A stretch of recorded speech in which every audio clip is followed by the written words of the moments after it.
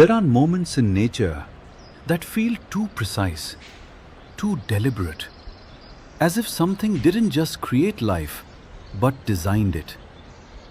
High in the cloud forests of Central America, where light struggles to reach the ground, there is a bird that doesn't follow the rules. It doesn't hide. It doesn't blend in. It doesn't behave like something trying to survive. Instead, it appears brilliant, vivid, almost unreal. This is the Resplendent Quetzal, a bird so striking that ancient civilizations didn't see it as an animal, but as something divine. But the real question isn't why humans admire it. The question is, why would nature create it at all? Because in a world built on survival, visibility is danger. Bright colors attract attention. Long feathers slow movement. Beauty comes at a cost. And yet, this bird carries all of it. It doesn't optimize for hiding. It doesn't optimize for escape. It exists as if survival wasn't the only priority. Which raises a deeper question. Is this bird an exception to the rules of nature, or proof that we never fully understood them? At first glance, the Quetzal seems simple. A medium-sized bird, nothing unusual. But that impression doesn't last, because behind the male, something extends. Two long ribbon-like feathers stretching far beyond its body, delicate, flowing, almost weightless. They don't help it fly faster. They don't help it escape. In fact, they do the opposite. They slow it down, make it visible, make it vulnerable. And yet, they remain. Which means they must serve a purpose powerful enough to justify the risk. But that answer isn't obvious. Then there's the color. Not just green, but iridescent. Its feathers don't hold a single shade. They bend light, shift it, change depending on how you look at them. One moment, emerald. The next, almost gold. And beneath that brilliance, a deep, unnatural red across the chest. A contrast so sharp, it doesn't feel accidental. It feels intentional, designed to be seen. And that creates a contradiction, because in dense forests, being seen is dangerous. Visibility attracts predators. Movement invites pursuit. Brightness increases risk. Most animals adapt by disappearing, but the Quetzal does the opposite. It stands out, as if it isn't trying to survive the environment, but to be noticed within it. This is where the logic of natural selection begins to shift. Because survival alone cannot explain the Quetzal. To understand it, you have to look at something else. Sexual selection. A force where survival isn't enough. Where individuals are chosen not for efficiency, but for attraction. And in this system, the rules change. Traits that should be weaknesses become signals of strength. The longer the tail, the brighter the color. The harder it is to survive, the more it proves something. That the one carrying it is strong enough to endure. It's a paradox. The more impractical the feature, the more powerful the message. And in the Quetzal, that message has been refined over generations, extended, amplified, perfected, until it no longer feels accidental, but intentional. And yet, even this isn't the full answer. Because sexual selection can explain exaggeration. It can explain brightness. It can explain excess. But it doesn't fully explain balance. And the Quetzal is balanced. Its tail is long, but not so long that it cannot fly. Its colors are bright, but not so bright that it becomes completely exposed. Even its red chest, often hidden among leaves. It's as if every extreme has been carefully adjusted, not to the limit of possibility, but to the edge of survival. And that edge is where things become unsettling, because it suggests something more than randomness, something constrained, fine-tuned, a narrow boundary where beauty and survival exist in tension, and neither is allowed to destroy. But the environment the Quetzal lives in adds another layer to this. Cloud forests are not stable. They are fragmented, sensitive to temperature, dependent on moisture that shifts with altitude. Even food is uncertain. Wild avocados, small fruits, not always available. And yet, the Quetzal has specialized itself here. Its diet is narrow, its nesting behavior precise. It depends on decaying trees to carve out cavities for its young. It doesn't adapt easily, which means this perfect bird is built on something fragile. And that raises a different question. Not why it exists, but how it continues to exist at all. Because in nature, perfection doesn't last. Extreme traits collapse under pressure. Highly specialized species struggle when conditions change. And when they can't adapt, they disappear.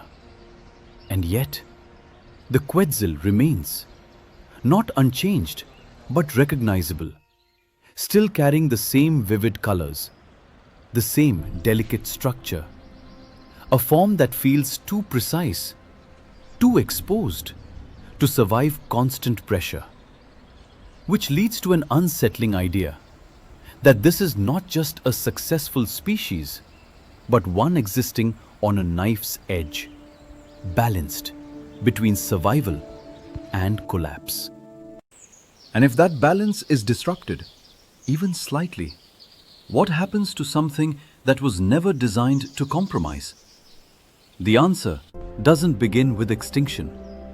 It begins with something quieter, subtle changes, already in motion, not altering the bird itself, but the world around it. A slow shift, removing the very conditions that made it possible. And once that process begins, it doesn't stop. Because the real mystery is no longer the Quetzal. It's whether something this precise, this specialized, this seemingly perfect was ever meant to last. Or if what we're seeing now are the final moments of a design that cannot survive its own brilliance. Because in nature, nothing exists in isolation. Every form depends on a system. And when that system changes, even perfection begins to fail. So to understand the Quetzal, you have to look beyond the bird and into the world that allowed it to exist. To understand the Quetzal, you have to look beyond the bird, not completely, but enough to see the system that shaped it. Because no organism exists alone. Every color, every structure, every behavior is a response to pressure, to limits, to opportunity. And in the case of the resplendent Quetzal, those conditions are extremely precise. It lives within a narrow range of altitude between 1,200 and 3,000 meters. Too low, and the temperature rises beyond what it can handle. Too high, and the forest thins, taking away shelter and food. Within that narrow band, its survival depends on specific trees, especially wild avocados. Not as a preference, but as a requirement. It swallows the fruit whole and spreads the seeds across the forest. A quiet exchange. The tree feeds the bird. The bird ensures the tree survives. But this system is not flexible. If fruit cycles shift even slightly, the Quetzal cannot easily adapt. It doesn't switch diets, it waits, or it moves. And movement is no longer simple, because the forest is no longer continuous. What was once unbroken is now fragmented, separated by land, farms, and human expansion. And for a bird like this, that matters. Because crossing open space means exposure. Exposure slows it down, limits its movement, forces hesitation. And over time, it begins to isolate populations. Not suddenly, not dramatically, but enough. Enough for differences to grow, enough for balance to shift, enough for a species built on precision to face changes it was never designed to handle. And then there is reproduction. The Quetzal doesn't build nests in the open. It depends on something far more specific: cavities inside decaying trees. Trees weakened by time or softened by fungi. The male and female work together, carving into this fragile wood just enough space to protect their eggs. But this creates another constraint. A healthy forest isn't enough. The forest must also be aging. It must contain life at every stage: growth, maturity, and decay. Without that balance, nesting sites disappear. Not because the forest is gone, but because it's incomplete. And the Quetzal cannot adapt. It doesn't move to open branches. It doesn't use artificial spaces. It waits for the right conditions. Or it doesn't reproduce at all. And now the pattern becomes clear. Every part of its existence depends on something else: altitude, climate, food cycles, forest structure, even decay. On their own, each of these can be managed, but together they form a network. And networks are fragile. Because failure doesn't need to happen everywhere. It only needs to happen once, at one critical point, to start a chain reaction. This is where the idea of perfection begins to unravel. Because what looks perfect is often just highly specialized. And specialization is a commitment. It narrows options, removes flexibility, trades adaptability for efficiency in very specific conditions. As long as those conditions remain stable, the system works. But when they shift even slightly, the cost becomes visible. And in recent decades, those shifts are happening more often. Cloud layers rise and fall with changing temperatures. Moisture becomes unpredictable.